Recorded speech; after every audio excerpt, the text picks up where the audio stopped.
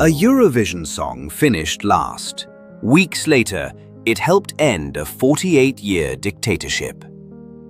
On April 24, 1974, at 22:55, Y Depois do Adeus played on a Lisbon radio station.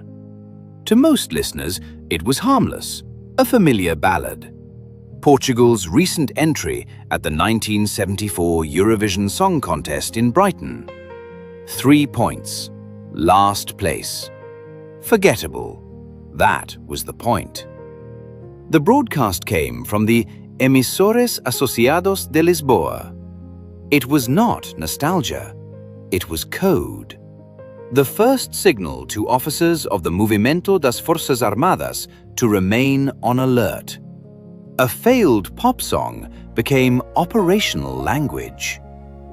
At 0020, April 25th, the second signal cut through the night.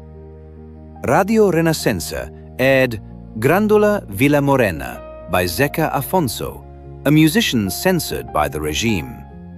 This was no longer standby. This was action. Troops moved on strategic points in Lisbon. The target was the Estado Novo, a regime that had shaped Portuguese life for nearly half a century. There had been no mass uprising in the streets beforehand, no barricades, no roaring crowds. The initiative came from within the military, exhausted by colonial wars in Africa and a system that no longer convinced even its own guardians.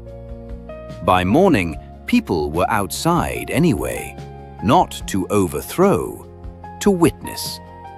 Lisbon happened to be full of seasonal carnations. A flower seller handed one to a soldier. Someone placed another into the barrel of a rifle. Then another. Tanks rolled forward, decorated in red. Soldiers smiled awkwardly behind weapons meant for war. It was not staged. It was improvised. 4 people died, shot near the headquarters of the secret police. 4 lives lost in the collapse of decades of controlled air. The world would later call it the Carnation Revolution. Here is the quiet shock. A regime that censored books, jailed dissidents, and fought distant wars was destabilized not by slogans, but by melody. The first sound of the revolution was not a gunshot. It was a Eurovision chorus. Because when a society already knows the melody, it doesn't need instructions. History often moves through what appears trivial. The systems that endure the longest rarely fall to dramatic gestures. They fall when enough people, quietly and simultaneously, realize the script has already changed. The scoreboard said, last place. History said, signal received.